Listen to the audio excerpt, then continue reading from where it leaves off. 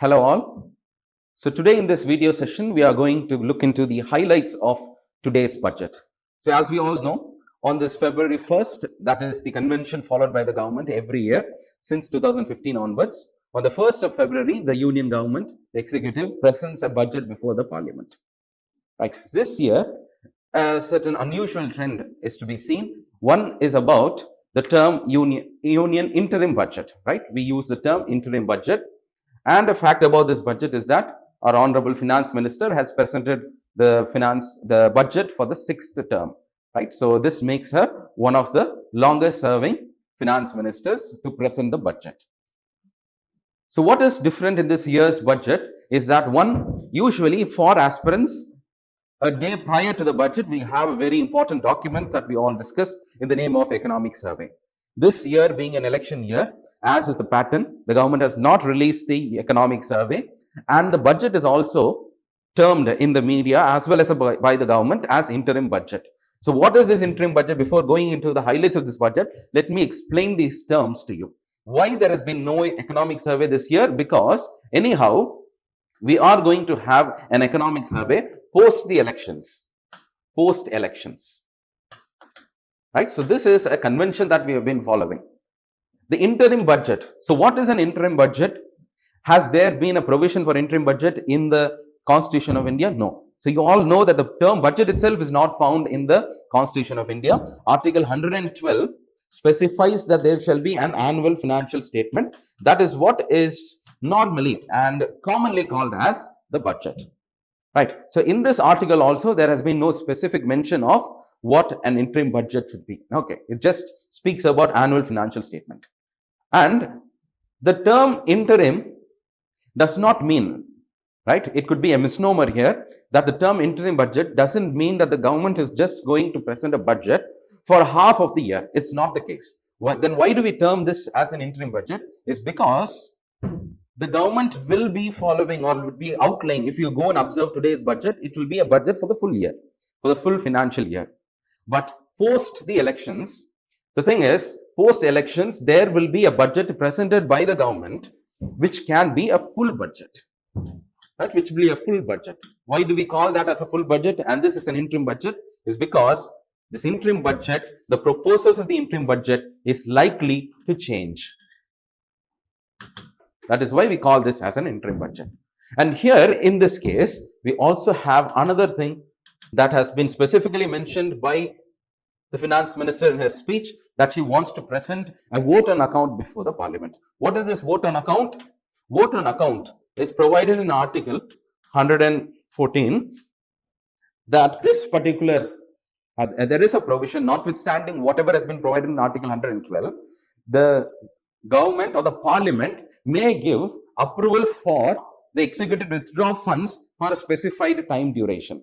For example, for all the procedures to be completed, if it takes time, the government, the executive may ask the parliament approval to withdraw funds. That is the appropriation bill, right? So the power or seeking the approval to appropriate funds from the Consolidated Fund of India is called as appropriation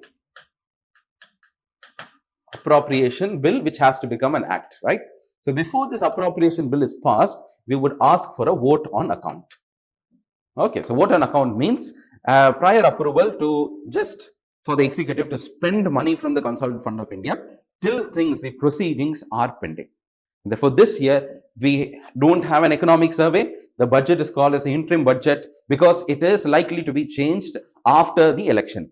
If a new party comes, they will change all the policies. If the present government is political power is going to come into back into power, it is likely to continue with what they have proposed. A new scheme can also be it can be announced even at that point of time. Okay, so these three details you should know. And this year also a special document has been released by the Ministry of Finance, which goes by the name the Indian Economy, a review, which was released on January 29. This is a 74-page book.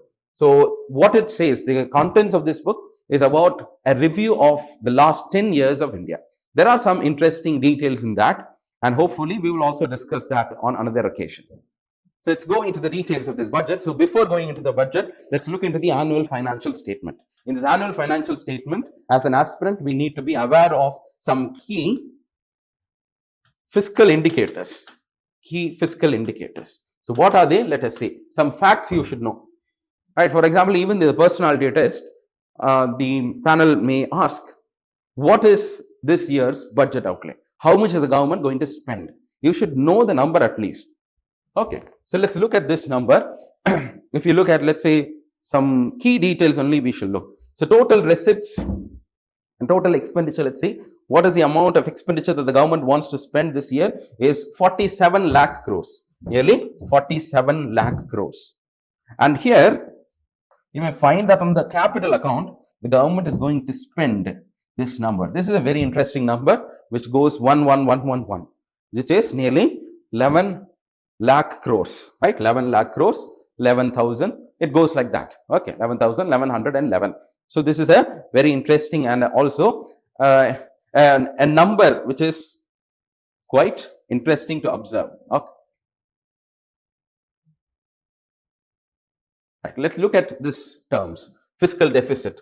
So you all know what fiscal deficit is. Fiscal deficit is nothing but taking the receipts of the government, total expenditure minus not the total receipt. Understand, be very careful. We should not consider everything as receipt. We should only consider the revenue receipts plus non-debt receipts. Non-debt receipts. Okay. So this is what. So if you just go through that document, you can find it as 9 minus 1 plus 5 plus 6. Okay. So as we all know, 2020 being COVID year, the government could not keep up to its promise of maintaining fiscal consolidation, due to which the fiscal deficit went all the way up to 9.5% of GDP. So we have been trying to reduce it. For example, you may remember that prior to this COVID, we were trying to target 3% of fiscal deficit. But all the path has been derailed right now. Now we are again on this path of fiscal consolidation. So as part of fiscal consolidation, last year, the government had an estimate of nearly 5.8% GDP as fiscal deficit. This year, it is reduced it to 5.1, and the government has mentioned that the glide path will lead to 4.5% GDP as fiscal deficit by 2025-26. So this is the target of the government. So this is the current glide path that we are going for.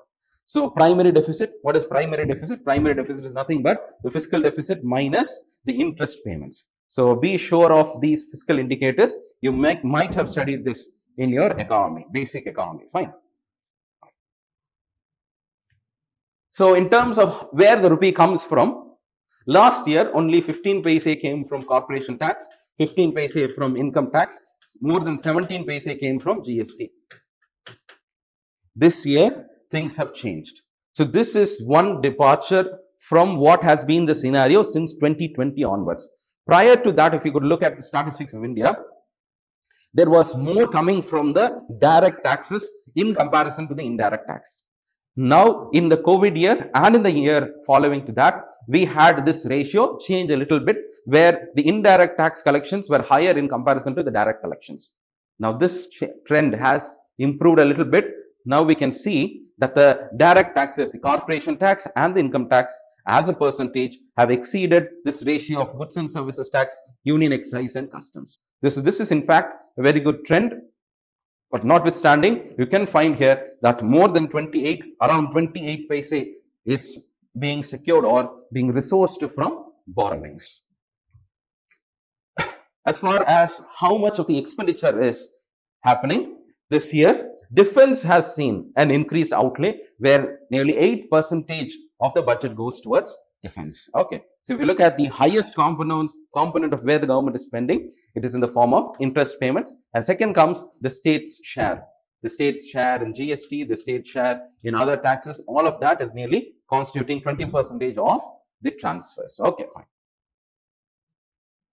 Right, every year in the budget speech. So this year budget speech has also been quite interesting, in the sense that it has been one of the shortest budget speeches, around 57 minutes.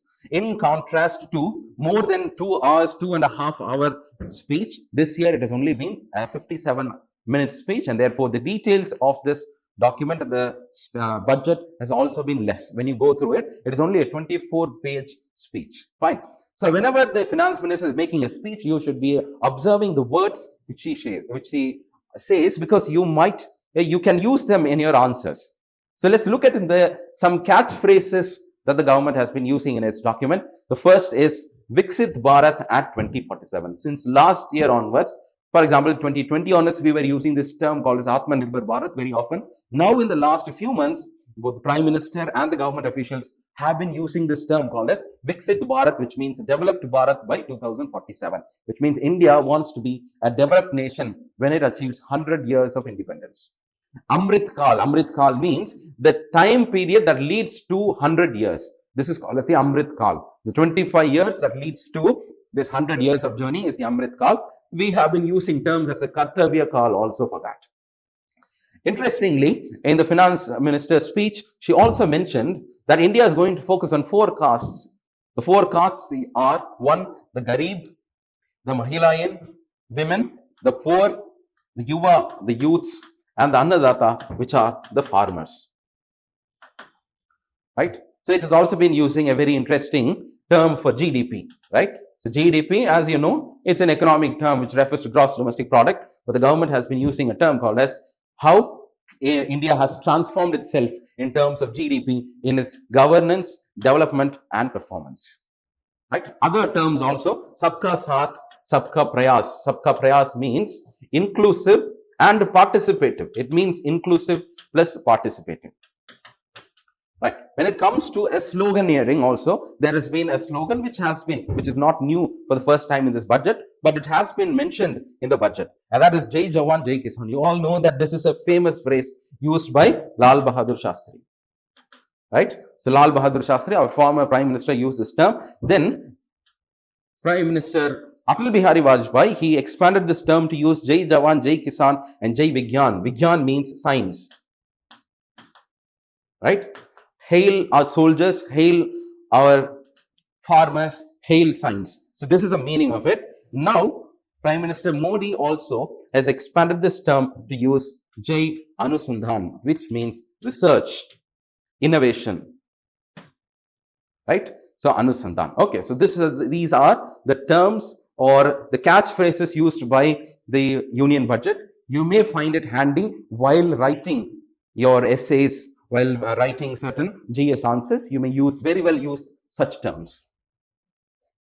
So before going into the outlay, so let me explain to you that luckily, fortunately this year, the burden of reading too much schemes have come down, because in this year's budget, the announcement of new schemes have been nil. There has been no specific schemes which has been announced by in this year's budget. Right? On that front, you may count yourself to be fortunate. Fine. A small burden has been removed from us, because rather we don't have to spend a lot on reading the economic survey and going through the budget. Right. So in this budget also, typically the old schemes and the performance metrics have also been mentioned. For example, here certain facts have been mentioned. You can also use these facts for enriching your answers. So DBT, that is the direct benefit transfer, has led to a savings of 2.7 lakh crores. So this is a claim of the government. 25 crore people have moved out of multidimensional poverty index compared to the last 10 years. Credit assistance under the PM Swan Nidhi Abhiyan. Swan Nidhi means street vendors scheme. Nearly 78 lakh street vendors have been given credit assistance under this. When it comes to empowering the youth, or the Amrit PD, that is being used by the government, the term that has been used. Skill India Mission has been mentioned. Mudra Yojana, nearly 43 crore loans have been sanctioned under this particular scheme. And also PM Shri is an overarching scheme for schools, right? Schools for Rising India. So that is the abbreviation of this. So here also we can see an increased outlay. In terms of the premier institutions which have been in comparison to 2014, we can find that there has been an enormous increase, nearly a doubling of the IITs. The AIIMS have nearly tripled. So this has been the case. Okay. So these trends are all welcome. When it comes to farmers, you know about the scheme called as PM Kisan, which is a financial assistance scheme. PM Fasal Bima Yojana is a crop insurance scheme. So 4 crore farmers have been benefited here. 11 crore farmers are given funds or assistance under this. The ENAM has also integrated 1,000 plus mandis in India. Right? They have integrated all the mandis and made it a uniform or a single platform, which is now having a turnover of nearly 3 lakh crores. So these are all certain key highlights of the existing schemes. When it comes to women power or Nari Shakti, nearly 30 crore Mudra loans have been dispersed to women. Right? Mudra Yojana loans, out of the 43 crore loans, 30 crores have been dispersed to women entrepreneurs. Enrollment ratios of female has increased by 28% and higher, and it's a very good trend that in science, technology, engineering and mathematics, 43% are now female, which is one of the highest in the world. Right, so Lakvadi Didi, so let me explain that on a later slide. Right, so we've just looked into certain schemes and the performance of the schemes and how much it has benefited the people of India. Now let's look into the strategies that have been outlaid in this particular budget. So what strategies does it speak of for the next 25 years? The focus areas of the government has been, one, that it will continue with the next gen reforms. So next gen reforms will continue. For example, it uses the term principle of reform, perform and transform shall be adhered to by the government. So we are likely to bring about more reforms in the economic scenario, in how governance and administration is done. So reforms are likely to continue. MSMEs will be the growth engines of India, and which they have to be enabled to compete with the globe, for which schemes will be specifically devised. No specific scheme has been announced this year, unlike the schemes announced in last year called as RAMP. Right, this was announced in 2021, then in 2022 also, so 2022 and 23 also, we had an increased outlay for this RAMP, which is a World Bank assisted program. As far as regional development is concerned, the scheme highlights the continuation of 2 focus areas. One is the Eastern development. So Eastern India has not seen adequate development, and therefore the government is going to focus more on that. Aspirational districts program. So this is a Niti Aayog-led program. Niti Aayog-led. So 117 districts have been selected for this, and where low-hanging fruits will first of all be targeted, and these 117 districts which are low-performing and which are backward districts will be enabled, will be facilitated to improve their socio-economic conditions. So last year, we even spoke about how this aspirational districts program has to be even further decentralized to look into blocks. So aspirational blocks program. So these programs are likely to continue in the next future. Okay. As for health, as regards health and other components and education, which is going to be important for human capital, this year the government, the finance minister announced that cervical cancer vaccination will be taken up, where the age group of 9 to 14 years of girls will be given cervical cancer vaccination. Cervical cancer is caused by human papilloma virus, HPV virus, and that is why this can be vaccinated, and there are vaccines for it. So therefore, we have to screen it at an earlier stage, and we may vaccinate. The government is going to target cervical cancer vaccination. A new comprehensive scheme for maternal and child health. Last year itself, the government subsumed all the several schemes for women and child under 3 major schemes called as Mission Shakti, Poshan 2.0 and Vatsalya. Right? So this year the government has not given any specific names, but rather has mentioned that a comprehensive scheme to subsume all this will be an umbrella scheme will be brought. It also mentions the success and the continuation of this UWin. What is this UWin? This is a portal. This is similar to the CoWin, right? So CoWin platform Madhuri, this is UWin platform, under which this is a portal which will maintain all the databases related to vaccination, vaccination of mother and the child. Right, so pregnant women vaccination and the child vaccination will all be entered, and there will be a digital repository and a database and certificates will also be given to authenticate whether a child or a mother has been vaccinated or not. So this is a universal kind of a platform for vaccination details. Mission Indradhanush is also the government scheme launched in 2015 to achieve nearly full immunization by 2020. So we have brought several iterations for this in the form of Mission Indradhanush 1.0, 2.0, 3.0, 5.0, like that. Right. So this is likely to see a continuation in the next future. So Ayushman Bharat, which is a Ayushman Bharat. So this is an insurance program, health insurance program. This benefits of this will now be extended to the ASHA workers and the Anganwadi workers also. This has been mentioned. So these are the strategies which is for health. Now let's look into the strategies that are meant for farmers on agriculture. So here also no new scheme has been mentioned, but it speaks about the success of the PM Sampada Yojana, under which Sampada Yojana, this is for mega food parks. Food parks, or let's say for the facilitation of food processing industries in India, food processing industries. Okay, so this has benefited nearly 38 lakh farmers. 10 lakh employment has been generated through the schemes. The PM formalization of micro food enterprises scheme, which gives certain kind of financial assistance to farmers and also rural entrepreneurs to set up micro enterprises, have also benefited 2.4 lakh self-help groups and 60,000 individuals.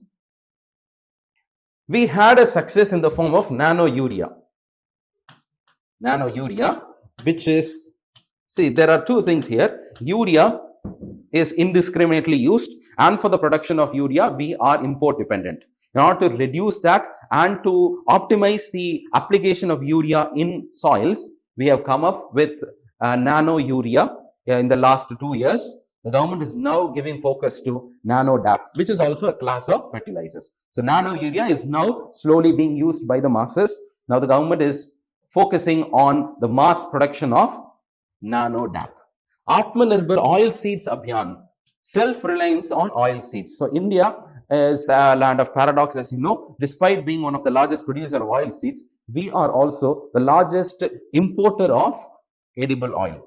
Okay, so we are more than 55% dependent or import dependent on sunflower, right? And this sunflower, has become a major geopolitical risk because of the Russia and Ukraine crisis, because it is from these regions that we import. This has led to an import of inflation, because see, when we are dependent upon foreign countries for our essential commodities, whenever geopolitical risks emerge, their economic conditions likely to impact us. So this import of inflation is a major threat to India, and in order to counter that, we have been focusing, and we will be giving focus to Atmanirbhar oil seeds Abhiyan, where oil seeds such as mustard, sunflower, soya, all of these will be given importance, and the cultivation will be increased in the next few years. Dairy development. Despite being the largest producer of dairy products, India is having one of the lowest milk productivity, because the cattle breed, and we are not having so much of productivity. The milk per cow is significantly less in comparison to the cows of other countries. So we are using much scientific breeding techniques in order to increase the nutritional content of cows, in order to focus on indigenous cow breeds. This has all been given focus under the National Cow Mission or Rashtriya Gokul Mission. Food and mouth disease will also be eradicated. This is one of the aims or missions of India. Matsya Sampada is for fisheries. So this fisheries program, under which the government has enhanced the targets. For example, the per hectare productivity is now increased from 3 to 5 tons. Right? Per acre of aquaculture, you need to produce 5 tons rather than 3 tons. So we are going to amp up the productivity, fisheries productivity. The doubling the exports to 1 lakh crore. So at present it is around 40 lakh crores. Sorry, 40,000 crores. Now we are trying to double it to 1 lakh crores. 55 lakh jobs will be created in this fisheries program. So this is one of the aims of the government. 5 integrated aqua farms or mega farms are likely to come up in the next year. For women in self-help groups, Lakpati Didi, this is not a new scheme, it has been already announced some months ago. So Lakpati Didi means to empower women, especially in the rural areas, to earn a livelihood of at least 1 lakh per year. How? By skilling.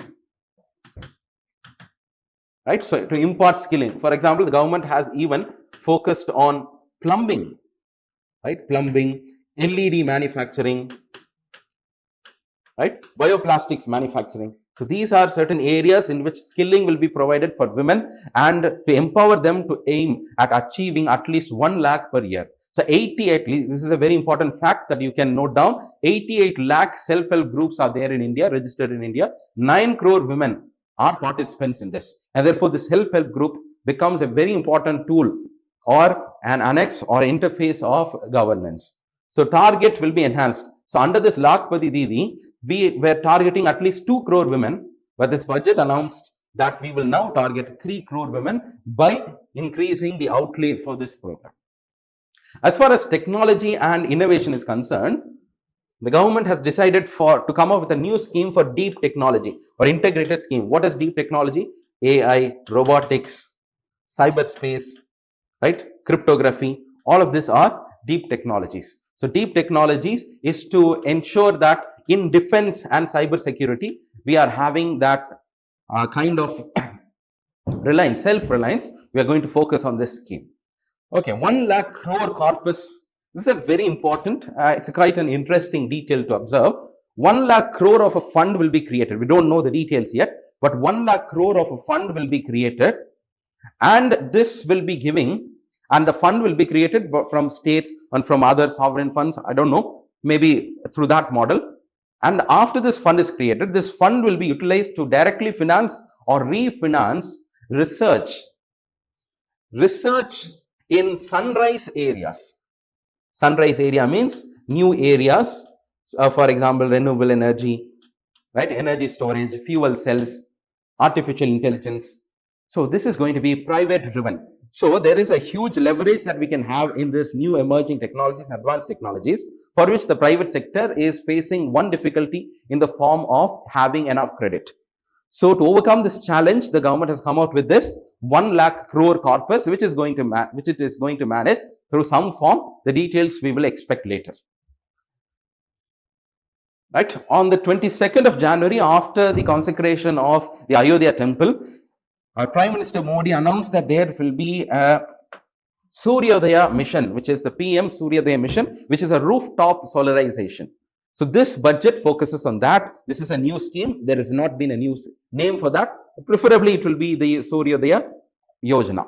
So here, the rooftop solarization will be targeted for 1 crore households where they can achieve 300 units free per month. Right? 300 units will be given free for them if they solarize. And this will be how the solarization is going to happen, how the government is going to give them credit, how financing will be done, how hand holding and facilitation will be done. All these details we will know once the name of the scheme is announced. A new scheme will also be launched for the middle class housing.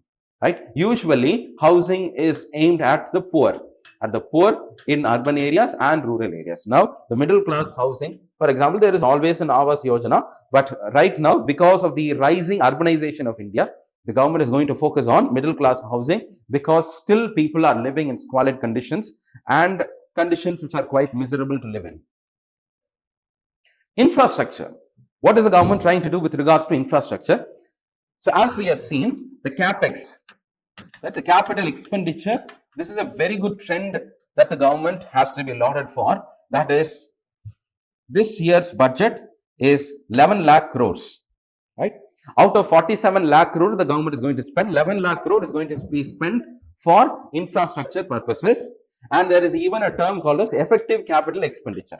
Effective capex. Effective capex means the capital expenditure of the union government plus the grants which have been given to the states, which is going to be used for capital creation.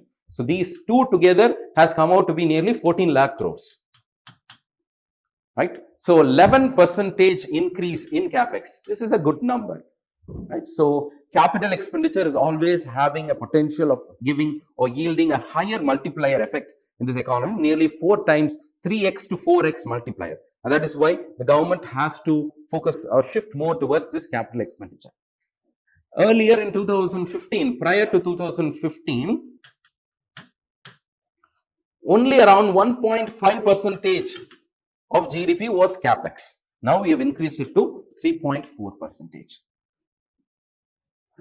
For railways, a specific corridor, railway corridor will be set up.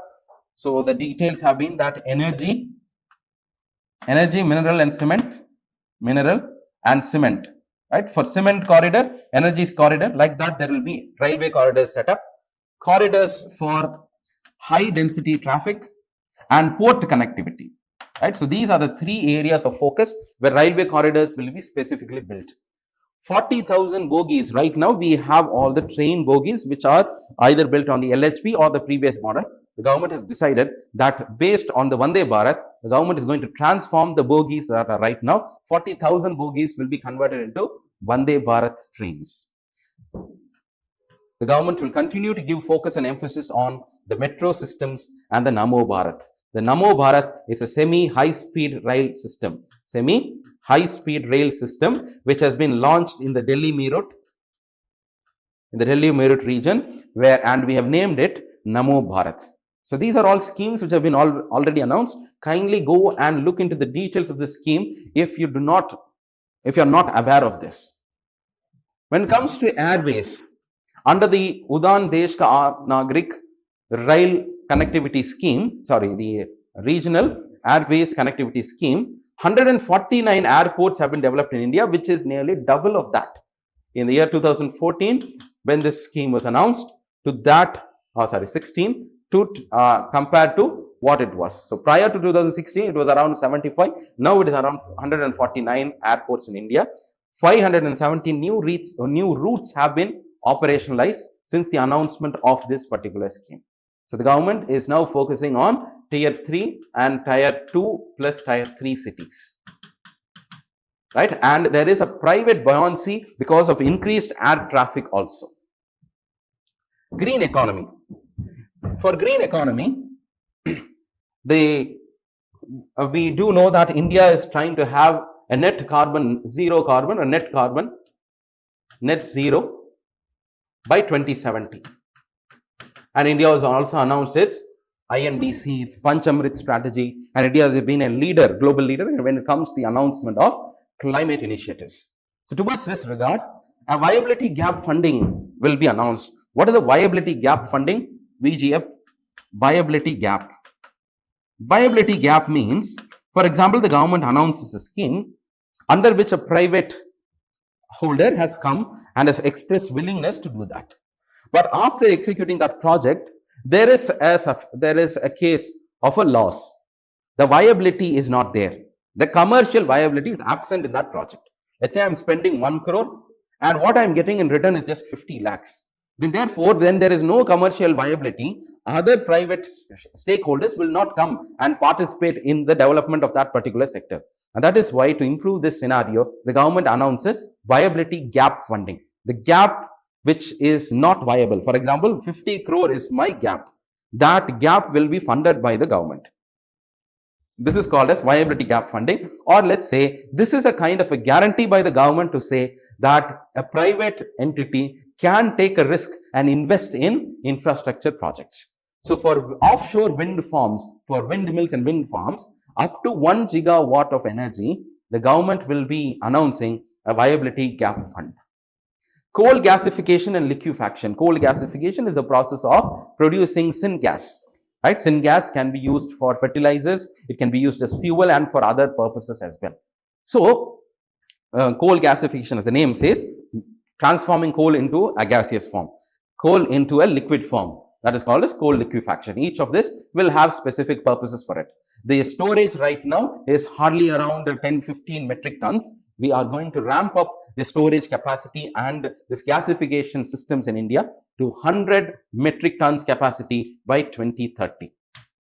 What it will do, what is the benefit of this, is it may greatly reduce our dependence on ammonia, on urea, all of this fertilizers, the inputs for fertilizers, we will be able to generate through this process itself. Piped natural gases and compressed natural gases will be gradually be made mandatory. Right, so this is one of the schemes. E-bus, electric buses will now be ramped, will be enhanced, will be increased for public transport. It also announces a new policy for biomanufacturing and biofoundry. So biomanufacturing and biofoundry, it is vital. These are the processes that are involved in biopolymers or bioplastics, right? Biopharmaceuticals, right? Biofuels. So these are the new age alternatives that we are using for the conventional materials that we are using today. Towards that end, the government is going to come out with a new policy for biomanufacturing and biofoundries. States finances. What about state? Around 1.3 lakh for state government to spend 1.3 lakh crore interest-free loans have been opened up by the government of India from the center for capex, for capital expenditures.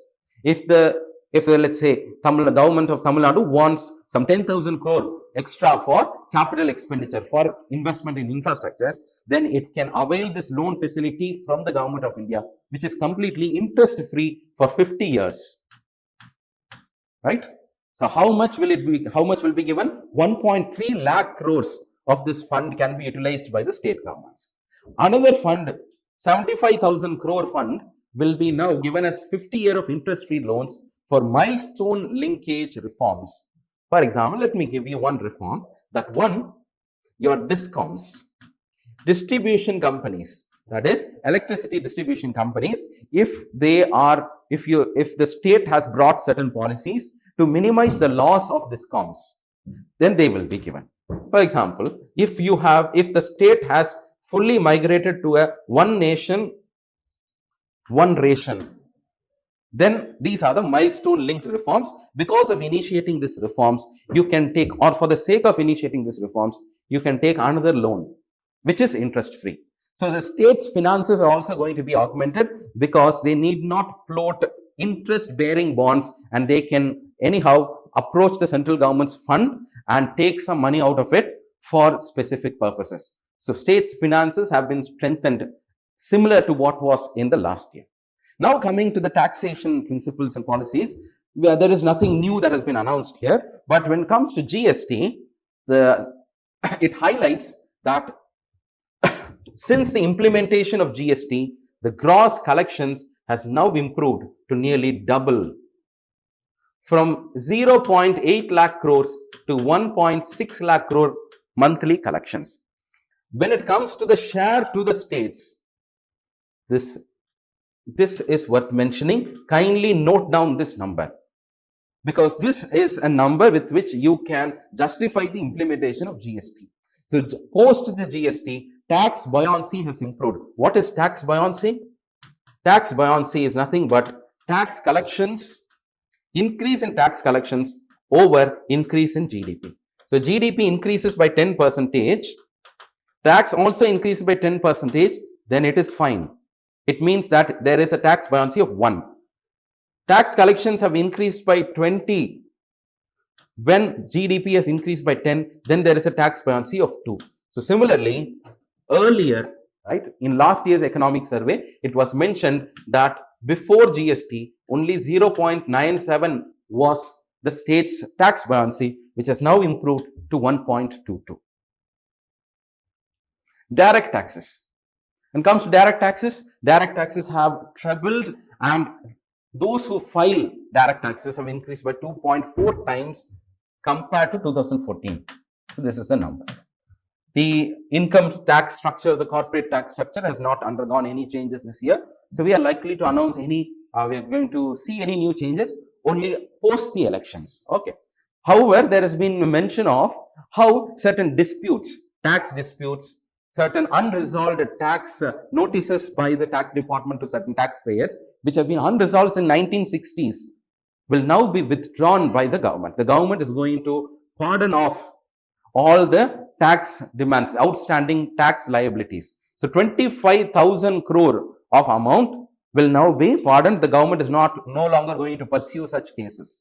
Okay, so for the period from 1960s to 2010, nearly 25,000 of crores, 25,000 crores will now be will pardoned, and the government will not pursue that cases.